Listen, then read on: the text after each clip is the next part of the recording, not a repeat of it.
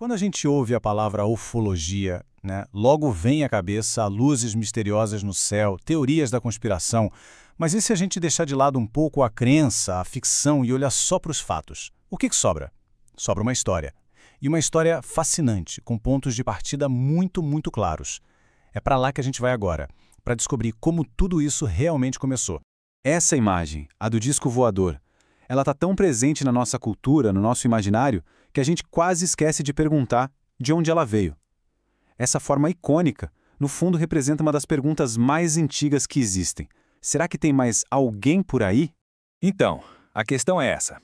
Como é que um único avistamento, uma descrição bem peculiar, deu origem a um fenômeno que varreu o planeta e que até hoje desafia qualquer explicação fácil? É exatamente essa história que vamos desvendar.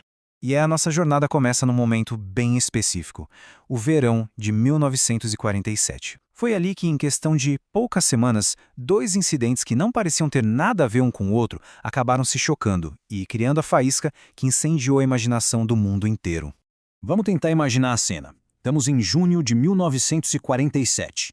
O piloto civil Kenneth Arnold está lá voando sozinho com aquela vista espetacular do Mount Rainier. E, de repente, ele vê uma coisa. Uma coisa que ele simplesmente não consegue explicar. Algo que mudaria não só a vida dele, mas a cultura popular para sempre.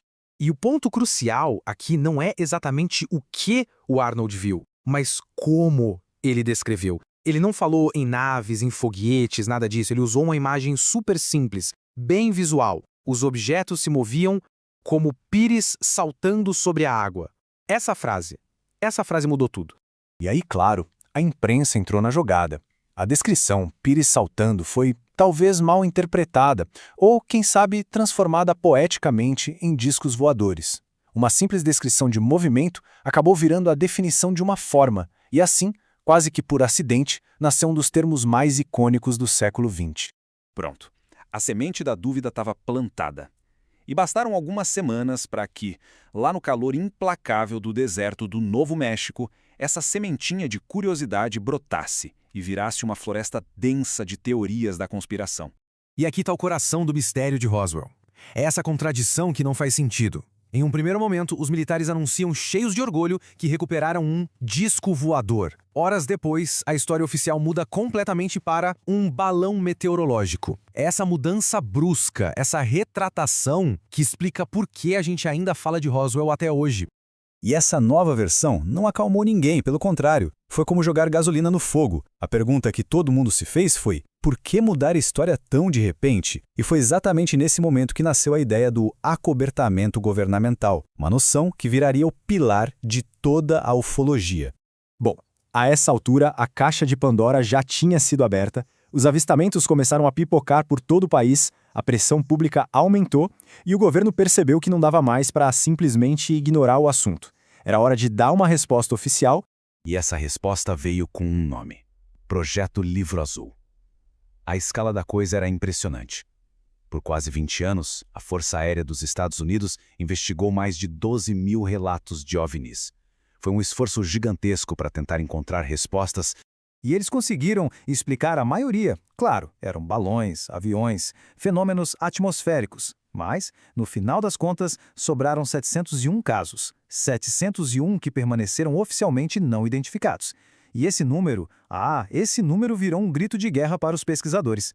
A grande ironia é que, ao tentar dar um ponto final no debate, o Projeto Livro Azul acabou sem querer tornando o assunto eterno. Aqueles 701 casos sem solução se tornaram a prova, na cabeça de muita gente, de que algo muito real estava sendo escondido. Mas essa febre dos discos voadores não ficou restrita aos Estados Unidos. Não mesmo. O mistério que vinha dos céus era uma coisa universal e, em pouco tempo, relatos de encontros estranhos começaram a surgir de todos os cantos do planeta. Então a gente deixa para trás o deserto do Novo México e mergulha no verde do Brasil. Isso só prova que o fenômeno não tinha preferência por paisagem, não. E por aqui a história ganhou contornos ainda mais bizarros e até assustadores. No Brasil, 2 casos se tornaram lendários. Primeiro, Colares, em 1977. Os relatos de luzes vampiras que supostamente atacavam os moradores causaram um pânico tão grande que forçaram uma investigação militar oficial, a famosa Operação Prato. Anos depois, em 96, Varginha. 3 meninas afirmam ter visto uma criatura muito estranha, e o que veio depois foi uma tempestade de rumores de captura e acobertamento. E assim como Roswell virou sinônimo de OVNs nos Estados Unidos, Varginha se tornou a nossa Roswell brasileira. É um exemplo perfeito de como um único evento misterioso pode redefinir completamente a identidade de um lugar. A cidade, de certa forma, abraçou essa fama extraterrestre.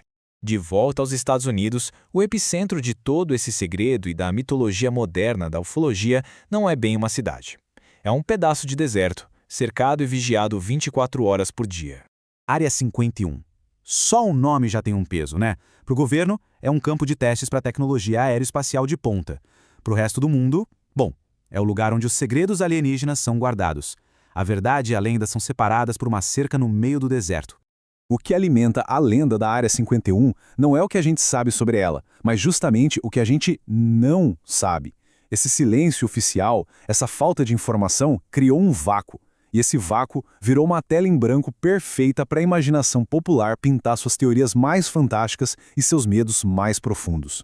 E todos esses eventos, desde um simples avistamento até bases secretas no deserto, eles não ficaram presos em arquivos empoeirados. Eles vazaram para o mundo, saíram das manchetes dos jornais e foram parar direto no coração da nossa cultura, moldando o jeito como a gente sonha e teme o universo. O impacto cultural é gigantesco, não dá para negar. No cinema tivemos contatos imediatos, na TV, Arquivo X.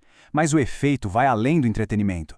Esses mistérios todos fizeram a gente olhar para cima, sabe? Impulsionaram o interesse por ciência, por exploração espacial. No fim das contas, eles nos forçaram a fazer a maior de todas as perguntas. Afinal, qual é o nosso lugar no grande esquema do universo?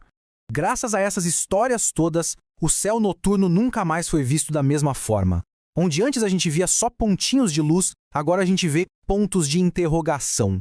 Cada estrela virou uma possibilidade, um grande e se. Então, no final, o que são essas histórias? São só ecos de um passado, de uma época de medo e confusão? Ou será que são um lembrete constante de que a fronteira entre o que a gente chama de mito e o que a gente chama de realidade é muito mais frágil e mais móvel do que a gente gosta de admitir?